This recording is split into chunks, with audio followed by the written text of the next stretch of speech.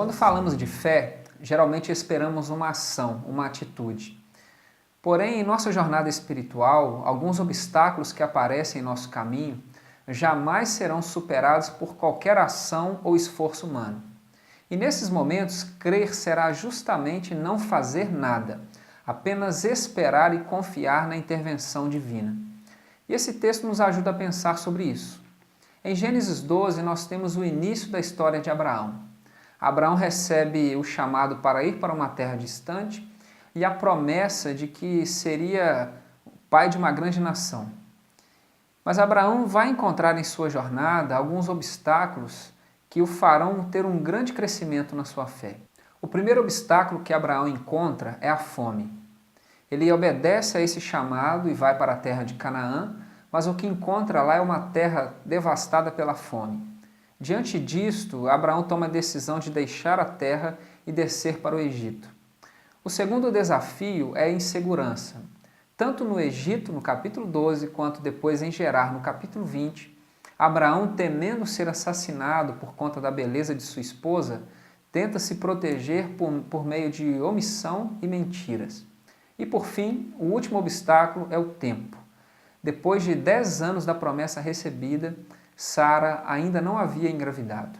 Frente a esta aparente demora, Abraão tenta resolver pelos seus próprios meios. Ele se deita com Agar, sua escrava, e tem com ela um filho, Ismael.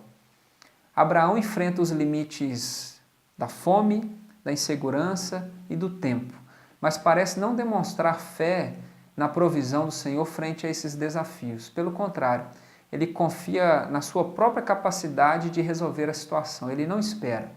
Mas tudo isso é inútil e só gera confusão.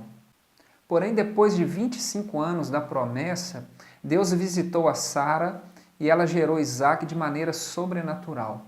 Sara, além de estéril, estava com 90 anos e por isso completamente fora das suas condições naturais de ser mãe. Abraão completara 100 anos e também fora das suas condições naturais. Então não resta dúvida que agora a promessa só se faria cumprida por causa da intervenção divina e de sua misericórdia, não por qualquer ação ou esforço humano. E esse é o princípio da graça. Abraão parece ter entendido isso. No capítulo 22 de Gênesis, depois de alguns anos do nascimento de Isaque, Deus pede a Abraão que oferecesse o seu filho em sacrifício. Porém, diferente das outras experiências, Abraão parece não se abalar, mas confiar plenamente que Deus está no controle. Ele prontamente responde, ajeita todas as coisas e vai com seu filho em direção ao Monte Moriá.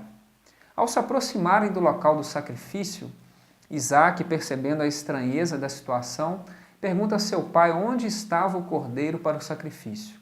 E Abraão prontamente responde: Deus mesmo há de prover o cordeiro para o holocausto, meu filho.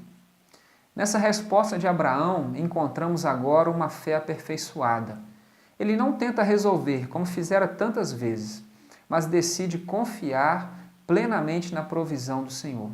Frente a essa entrega total, Deus poupa Isaque e reafirma a promessa de uma grande descendência a Abraão. A experiência de Abraão o levou à importante compreensão de que devemos sempre confiar na provisão do Senhor e jamais em nosso próprio esforço. Que a nossa experiência de fé nos faça descansar na graça do Senhor frente aos obstáculos que encontraremos em nossa jornada espiritual e assim podermos descansar em suas promessas. Portanto, que Deus te abençoe e a gente se vê no caminho.